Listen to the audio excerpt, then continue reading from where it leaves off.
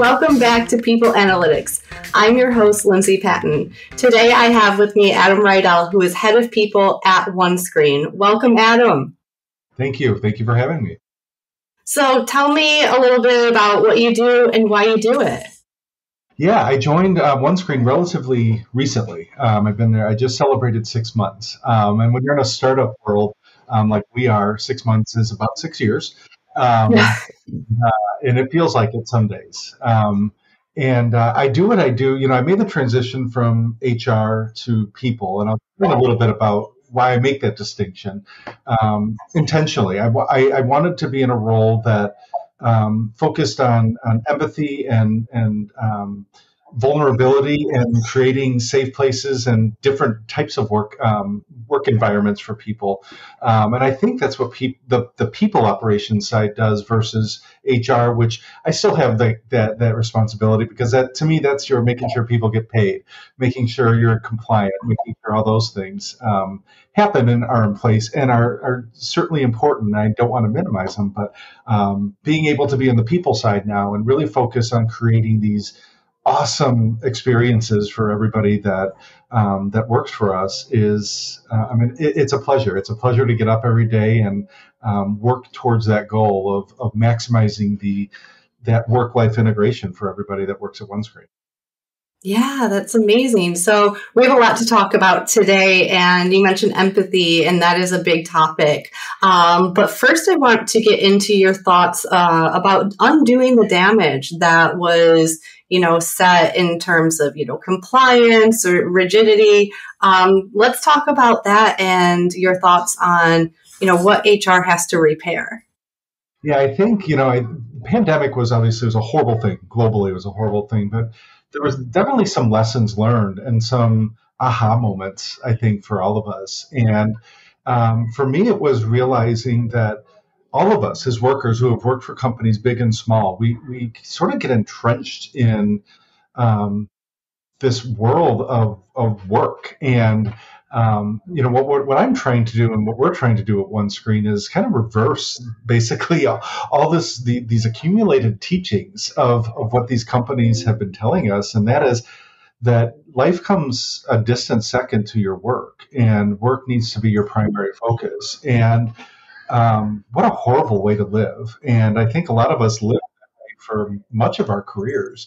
And certainly, that's not to say we don't work very hard at OneScreen. We do. When you're at a startup, you're working very long days, very long weeks. But we also recognize that life happens and life needs to happen, and it needs to be a priority. For example, I was in a few weeks ago, I had a family member pass away, and we had the first meeting of our executive leadership team as a team.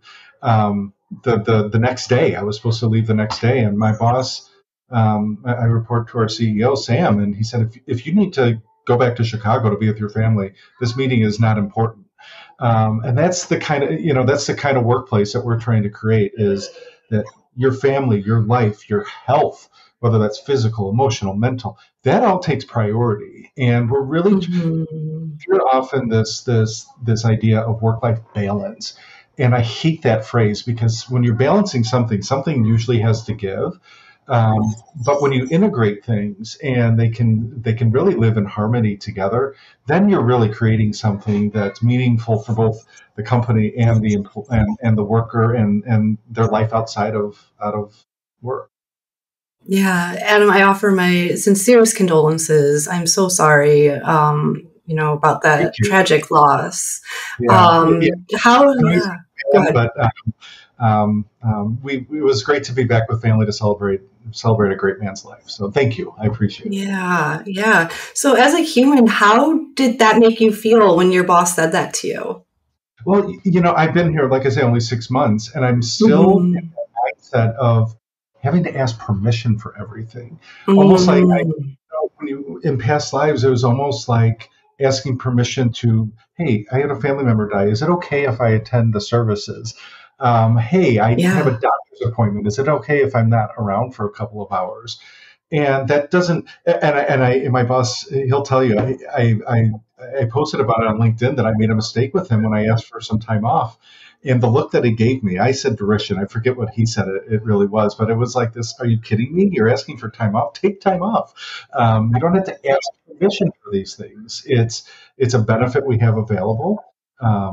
Use it. Take advantage of it. Enjoy. Mm-hmm. But even for me, as somebody who evangelizes this type of environment, I'm still breaking down the teachings of 20 plus years of working in the corporate world. Yeah. So it's taking me some getting used to. So I imagine as the people person, I have a big job ahead of me to help people who don't come with my mindset. My team in operations and finance and every other department, to help them recognize that you come first, and Mm-hmm. you, because you're burnt out or you're overwhelmed, that does more harm to us as a company than losing at one customer or one client. So we're really working hard as a company, as a leadership team, to make sure people get you are first. Yeah. So you said a word that really, really lit up my brain, and that was permission, because that has been one of my biggest gripes about the working world, is how often employees have to ask permission to just live their lives, whether that is picking up kids, staying home to tend to kids, going to appointments. I'm someone who has health issues, and it's humiliating to ask permission to someone and disclose why I need access to this. It's so dehumanizing almost. It is. It really, really is. And we hire adults. And adults are very capable of managing their own time. We know how hard our people are working, and it's evidenced by their outcomes, and their successful outcomes, and the product that they're producing. Managing their time should be up to them. If they need to be out of pocket for 2 or 3 hours because they need to go pick up their child from daycare or they have a doctor's appointment, I mean, our philosophy at OneScreen is you don't even have to tell us about those. Just block out your calendar so we don't bother you. Not because we want to know, but we want to schedule you into meetings if you're in the middle of something that matters to you. That whole idea of asking permission to live your life.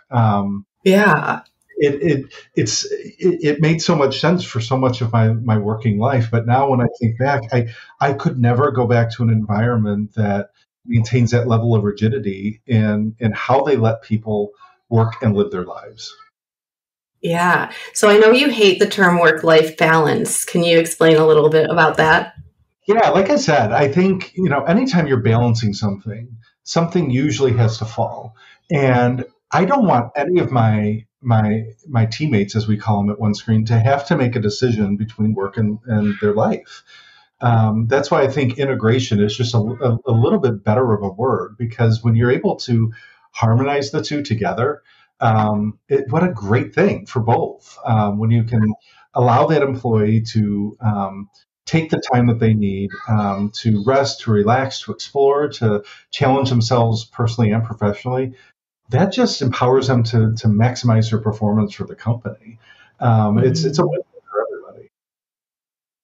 Yeah, absolutely. And I think a lot of people are realizing that the 8-hour work structure, it just doesn't really work. I feel like I'm very productive for 4 hours, and then I'll need a break, and then I'll need to leave my house and run an errand or something, or just, exercise and then come back. And, I feel like the last 2 years, people who have been fortunate to have that flexibility and work from home, they've really, really found how to maximize their productivity and work in ways that, benefits their own brains. Absolutely. I mean, my daughter, she doesn't have daycare this week. They have a couple weeks a year where the teachers get off. Thankfully, they deserve it. And she's off this week. And I can tell you, right when we're done, I'm going to go spend a little bit of time with her and see what she colored for me, or what she's 4. But everybody should be able to enjoy that. And like you said, get out and go for a walk, or go do yoga for an hour or whatever resets you and recharges you to be able to work the next 4 or 5, 6 hours of your day. And, I don't know. I mean, yeah, I agree. I think the 8 hour workday is dead because some days we work 15 hours. Some days we might be able to get away with a few. I think Yeah. the 5 day work week is over, or at least that traditional Monday through Friday. Some people might have obligations that keep them busy on a Monday, and working on a Sunday is more convenient for them. Who cares if they're able to get their work done and meet their goals and the objectives set by the company? Then nobody at my company couldn't care less. And I wish more companies would adopt that philosophy and approach. Yeah. When I became a self-employed contractor and founded, my own business and started working with clients like StaffGeek, I was amazed at how my schedule flexed based on what my body needed, what my brain needed. When I'm in moments where I'm very creative, there'll be, like you said, those longer days, those 12, 15 hours. But when my body's just, chronic pain creeps in, then that's going to be a 4 or 5 hour day. And I know my brain is going to focus on the most important and it's going to get it done because I have very few hours. So I think that, people know their bodies and brains best and their schedules. Like you said, we are adults. We can manage our time. And you said a key thing. Listen to your body. Your body is telling you when it's time to take a mental rest, an emotional one, physical. Listen to that. And again, when you do, and you have those mechanisms in place that help you recharge and re-energize yourself, you come back ready to go and knock everything out of the park. And tradition needs to, these traditional workplaces and work structures, they need to go away. The world is in a dynamic place. We're more connected than ever.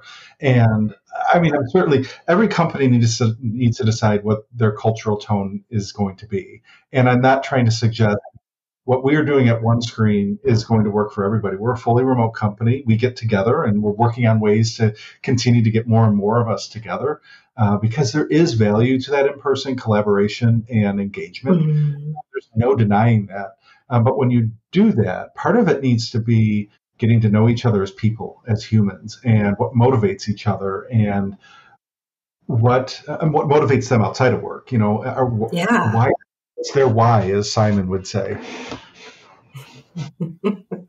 So I want to talk about that radical empathy, that you're very passionate about, myself as well. So I know that you mentioned you came from a very corporate background.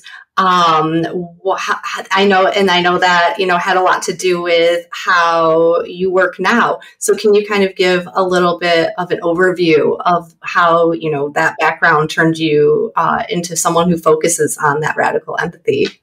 Yeah, when you work for these larger companies, and I thank them because they've helped influence the person I am, the professional I am. So I'm very grateful for every experience I've had. But when you have those types of environments and they've been around as long as they have, there's still a lot of that mentality of the workforce of the 1950s and 60s where rules dictated everything because that sense of micromanagement mattered. And needing to know what everybody was doing minute by minute mattered to them. So it's impossible to lead without empathy, and it's impossible to create an empathetic environment if you yourself aren't in touch with your own emotions and your own vulnerabilities and creating these psychologically safe places for everybody in your workforce to do the same. And I think a lot of people misidentify empathy as sympathy. And empathy is not always having the answer. It's not always being able to identify exactly with the situation, but making sure people know that what they're feeling is okay, and what they're thinking is okay, and that thinking and emotions matter in the workplace. There's no way around it. And that's what I think leading with empathy is being able to understand, to listen, and to listen to understand and empathize, not to respond, not to think you need to have the answer. Often when people come to you and want to talk to you, they're not looking for your advice or your counsel. They just want to know that somebody's listening. Yeah, that's really great way to put it. So you mentioned empathy needs to be at the core of who you are as a leader. What does it look like when there's leadership that doesn't focus on empathy? It looks like a workforce of a complete lack of engagement. It looks like an environment of significant turnover. Yeah. People work for people. They follow people. They want to be led by people, but they want to be led by people who care about them, that will listen, that will understand, that creates an experience where it's okay to be vulnerable. It's okay to have moments. I worked for a woman who I learned a lot from. But a situation came up, and it was difficult for me. And she asked me what I thought needed to happen next, and I started going into how it made me feel. Mm-hmm. And she put up her hand and said, "I didn't ask how you feel. I asked what you think we should do." And that was one of my aha moments. Like, that's not leading. Yeah. You need to let people. We're human before we're anything else. I tell people at work that all the time. Before you're an employee, before anything else, you're a human being. You're built with emotions. Your chemistry dictates that. And that was one of my aha moments. That's not who I want to be. I want people to be able to express how they feel.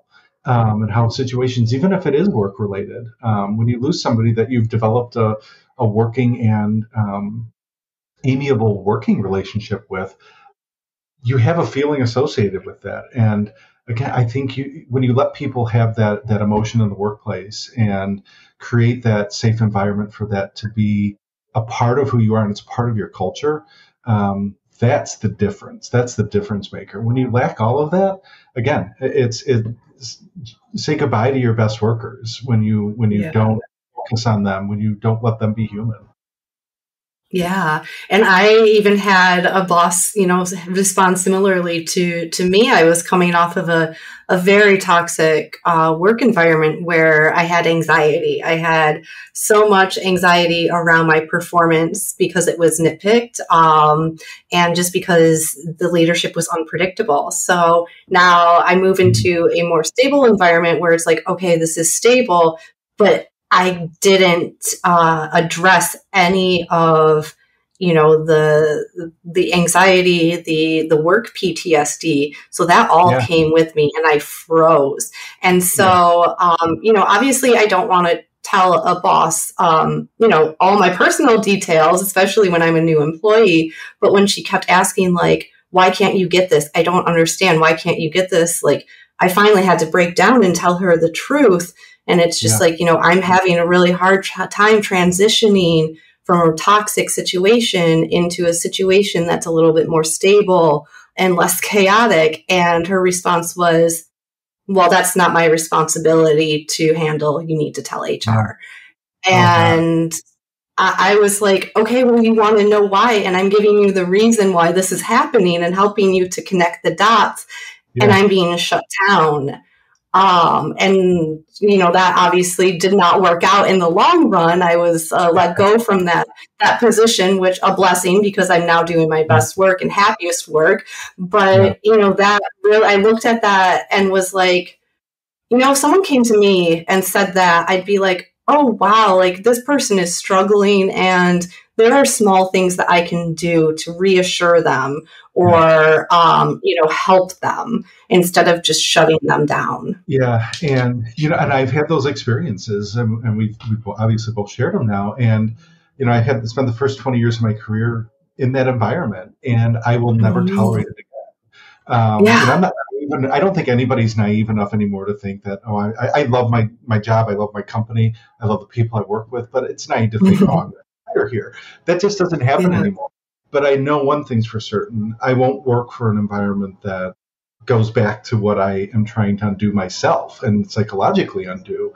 And, I'm happy, I have the exact opposite of what you just described with my supervisor, that he we've created this relationship of honesty and transparency so that we can remove those roadblocks. Because when things are going on externally, at home and with your health or your family, it interferes with your work, and you can't Yeah. perform at your highest level. And we Yeah. recognize that here. And he and I, and we together, with other people at the company, have worked really hard to create this environment of honesty, transparency, where you can talk about these things as much as you're comfortable sharing, so that we can work on solutions to overcome them, so that you can find that harmony between work and life, and do what you need to do personally, as well as professionally. And I'm so grateful for that relationship, and him not also not tolerating these walls that people put up, and Yeah. like helping each other connect the dots so that we can work better together, and be better at solving for the future here at OneScreen as well. Yeah, and you said connect the dots, and that's exactly what it is. Because if someone isn't performing to, their resume, what their resume says, or to their previous potential that you've seen, then Yeah. something's probably wrong. And it's okay to dig a little deeper and see, okay, well, let's see what the root of the problem is, so we can, help you. And something I want to talk about with you is an example that you shared about how you worked with someone who was experiencing burnout, and you Yeah. were, there and supported them. Yeah. Yeah, we had somebody who was just they met their max, and we had the warning signs. And I wish we would have responded a little bit more quickly, but I feel that we did. I mean, we responded as appropriately as we could when it really became evident that we needed to address this. We needed to talk to him, listen to him, understand where he's coming from, the concerns.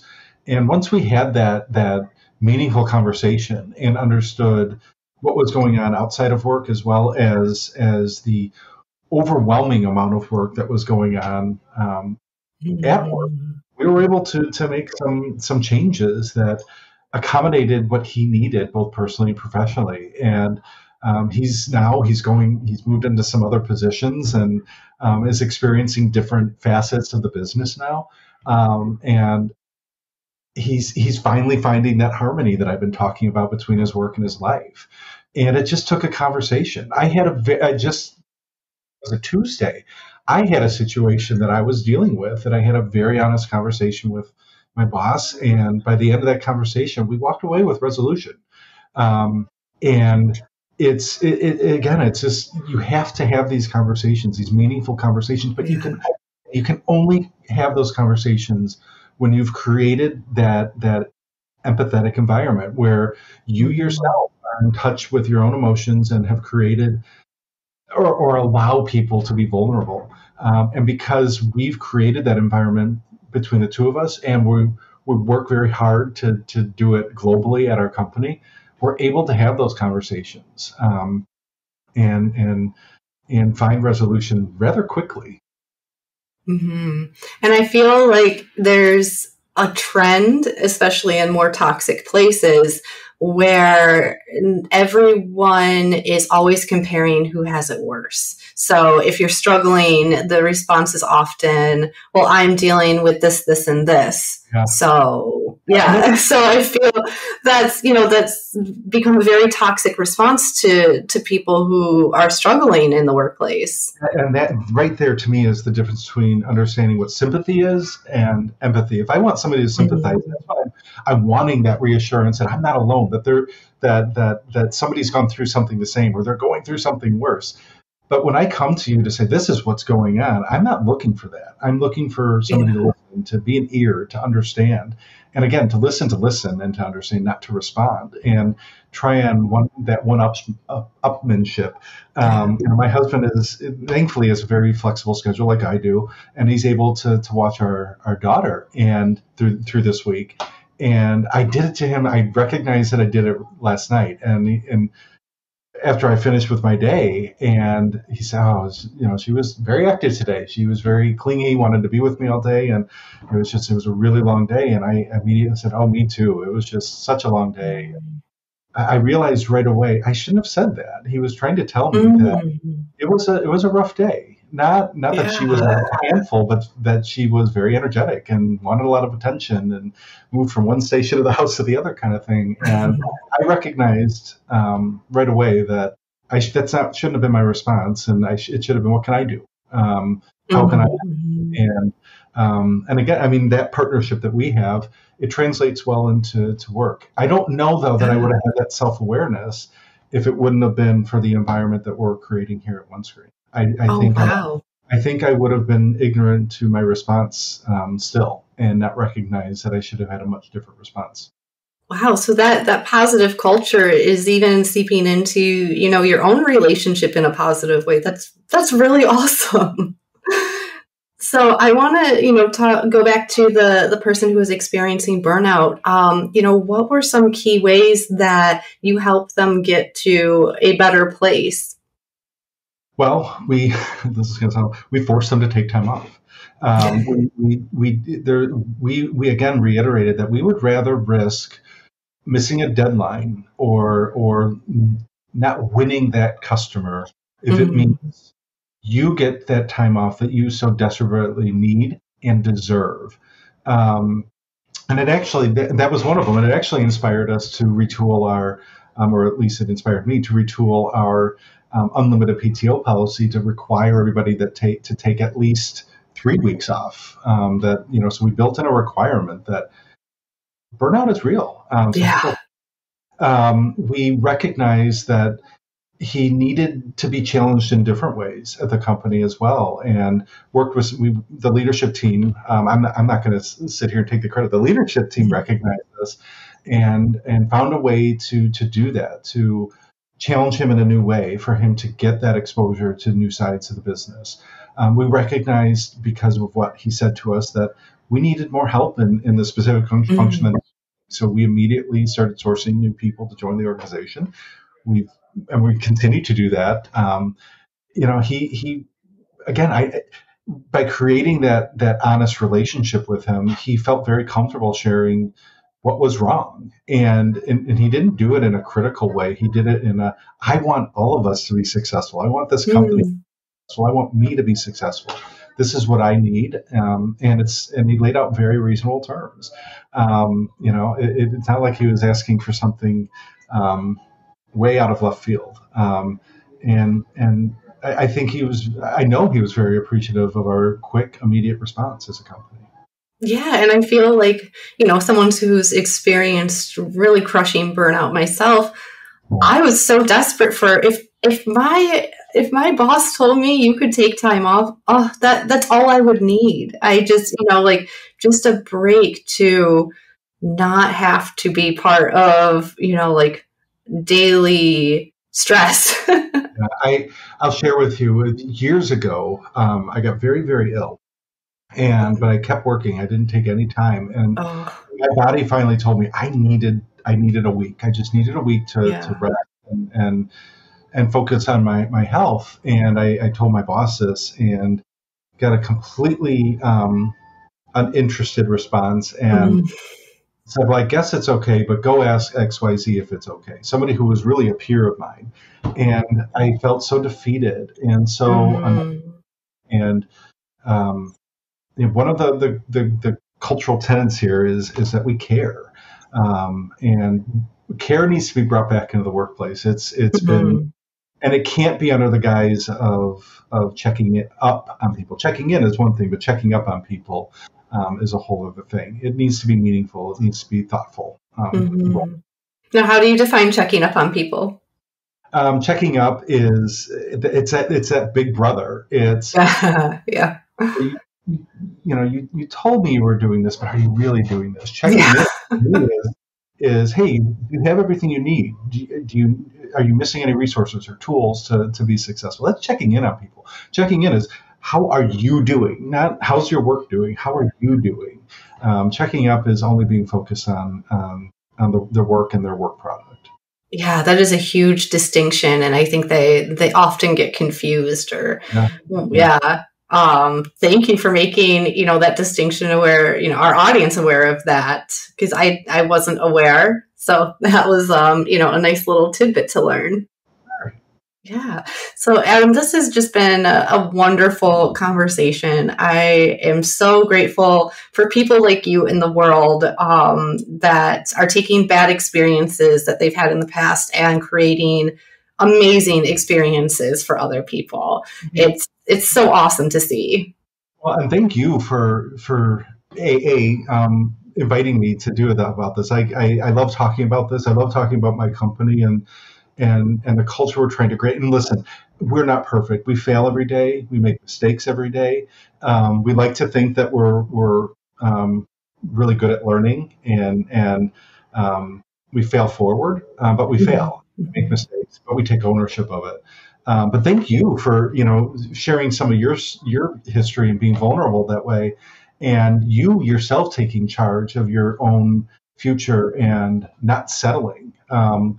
And just demanding more for yourself. Everybody needs to do that. Everybody needs to take a look at their current situation, and if it's not as healthy as what we've been talking about, they need to think about that. They need to think about what's next.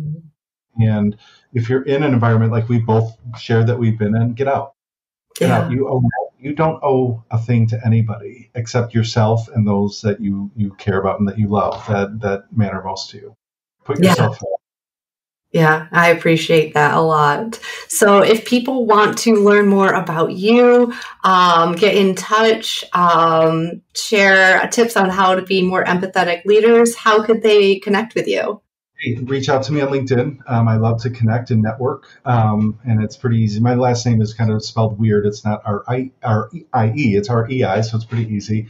Or email me. You can email me at adam@onescreen.ai, and happy to have more conversations on this with somebody who maybe is in an environment that they just need to go and talk to somebody who will just listen. I will only give advice if you ask for it. So please reach out. Amazing. Well, if you or anyone you know are like Adam that wants to make the workplace a more positive environment for people, reach out to me, Lindsay at StaffGeek.com. Thank you for listening to StaffGeek's People Analytics Podcast. I'm your host, Lindsay Patton, and I'm always looking to interview leaders who put people first. If you or someone you know lead with a people-first mindset, please email me at lindsay@staffgeek.com. That's LINDSAY @staffgeek.com.